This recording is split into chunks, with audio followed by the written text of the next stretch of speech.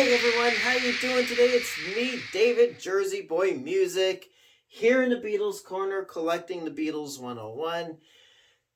And, I recently did a video on one of the post-breakup compilation albums from the 70s, which is the rock and roll music album.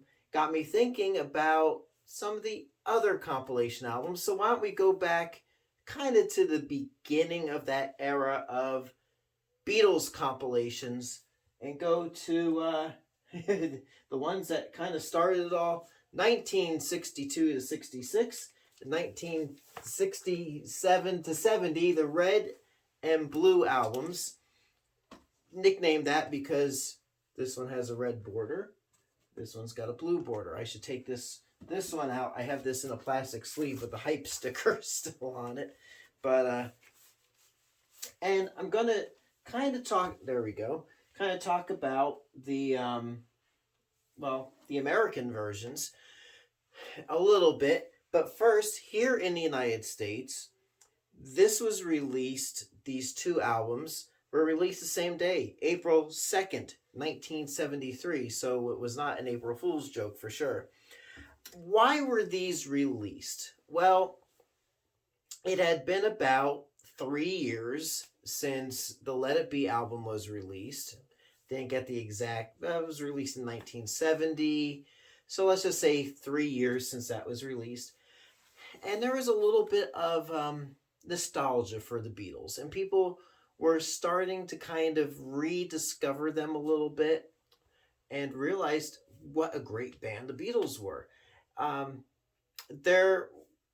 the meantime, since even before the Beatles broke up, there were some bootleg albums, and there was a increase in those bootleg albums. In fact, a bootlegger out of my home state of New Jersey had put together, I believe it was a 4-record compilation box set called Alpha Omega, Beatles Alpha Omega. It was even advertised on television, and it was a success. I do not have that box set. I passed on it a few years ago. Oh, I shouldn't have passed on it. I should have gotten it. But from what I understand, like many bootlegs, the sound quality was pretty atrocious. I would assume what they did was took, the Beatles and some early solo stuff, probably played a record, recorded it, and then made a record out of that recording. So Beatles, especially Alan Klein, were pretty incensed because, of course, the lads from Liverpool were not getting any of that money. And being their manager, well, John, George, and Ringo's manager, Alan Klein made sure that he approached Capitol Records. Since he's from the States, he would approach Capitol Records, that branch of EMI, and say, "Hey fellas, look at here. The Beatles are not getting any of that money, which means I'm not getting any money out of this Alpha Omega thing. So we got to put together an official and make sure people know that the official Beatles recordings are on Capitol Records." I don't know what he sounded like, but that's my generic New York attorney type voice. So the result was 62 to 66, 67 to 70. In essence, a 4-record box set, in my opinion, even though they were split into two albums. Packaging on these two albums, first off, is genius. So we have a photo outtake from the Please Please Me album. And now in light of the Let It Be box set that was released, I'll just say about a year ago, early 2022, one of the records in that box set was the Get Back version of Let It Be, which utilized a photograph from which this was an outtake. Angus McBean, who photographed the Please Please Me album cover, was commissioned in 1969 to do a recreation of the Please Please Me album cover photo for the Get Back album, because the Beatles were getting back kind of to their roots, and so they thought it'd be fun to recreate their first album cover. And so this is what graces the 67 to 70 album. And if you unfold it like that, I mean, if you have a beat up old copy, you can just hang that on the wall. It's pretty cool. Pretty cool. Some things really interesting. So, at least here in the States, Capitol Records put a great little hype sticker on there, which tells you what the songs are on the albums. So, 62 to 66, you're probably mostly familiar with these albums, but spans from Love Me Do. We go through the first 5 singles. So, Love Me Do, Please Please Me, For Me to You, She Loves You, I Want to Hold Your Hand, which, From Me to You, never appeared on a Capitol record until this album, Package. And then spans all the way to Yellow Submarine. So you got a bunch of those songs. And then on 67 to 70, again, chronological order, something I love. Chronological order, starting with Strawberry Fields, Penny Lane, then going into Sgt. Pepper, some selections through the Magical Mystery Tour era, White Album, and on through into the Let It Be era. Really awesome packages. Some neat little perks was on the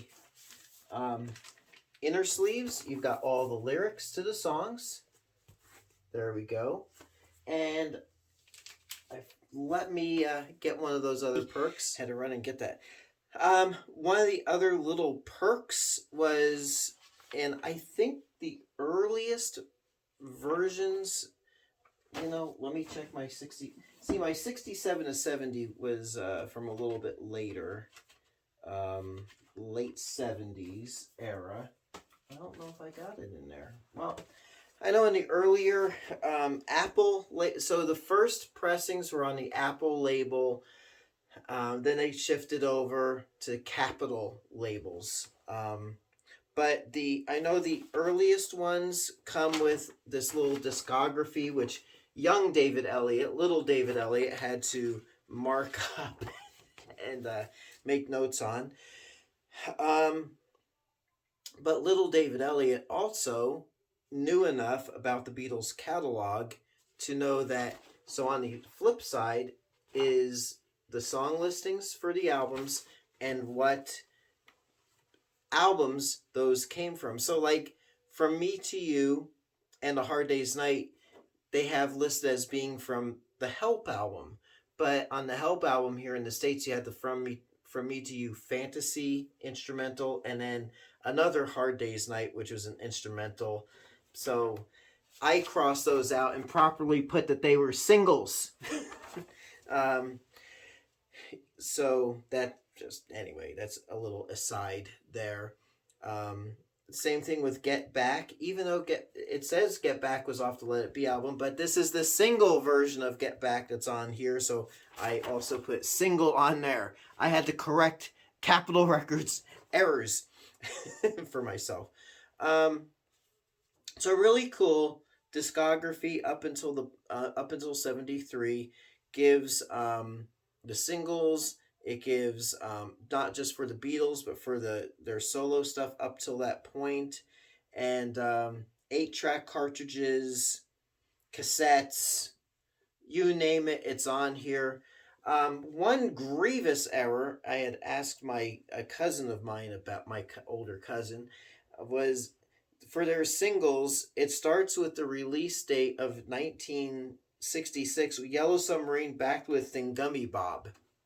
Never heard of that one, but that's another error. Yellow Submarine was backed with Eleanor Rigby. So anyway, there you go. For in the U.S., on U.S. copies, we got the United States Capitol Records mixes, for lack of a better term, the Dave Dexterized, what we got on the Capitol Records albums. So Help is prefaced by that James Bond style instrumental introduction. You get all the echo laden, reverb drenched mixes that we were used to here in the States, because back then the world was more compartmentalized. So that's what we got here. Germany, from what I understand, they got the German mixes of the songs. So like All My Loving had that 5-tap hi-hat intro on their copy. British version had their mixes. Japan got their mixes. So if you're looking for mixes that are unique to a certain country, seek out that country's classic analog versions of these albums, not the remasters from 1987 onward. Good listens if you want to enjoy the highlights of the Beatles' careers. No covers on here. 62 to 66, it's all Lennon-McCartney originals. 67 to 70, Lennon, McCartney, and Harrison written songs. And they are really, in my opinion, the best of the best, the highlights, as it were, of the Beatles catalog. And excellent primers if you're introducing somebody to the Beatles and don't want to have them sit through all the albums. Perfect presents, perfect gifts. These are still being pressed and released today. CD, record. I'm sure you can get digital downloads, but records are more fun, right? Right. So what are your thoughts? Were you alive back in 73 and got these albums? Did you discover them on CD back in the 80s? Have you gotten recent pressings? Share your experiences and comments below, and hit that like and subscribe. My friend Bob told me to tell you to smash that subscribe button, but you're just going to break the keyboard if you do that. So anyway, I might go into a little bit more detail about these albums in future videos if you want me to do that. And if you have any stories about it, please let me know and I'll include all that. All right. So until next time, it's me, David, Jersey Boy Music. If you are looking for vintage vinyl, visit me at jerseyboymusic.net. I have in fact this particular copy, still sealed, of 62 to 66, up for sale in my store. So as of this video. So if you want that, check it out. Come visit me, and I will catch you on the flip side. Thanks so much for watching.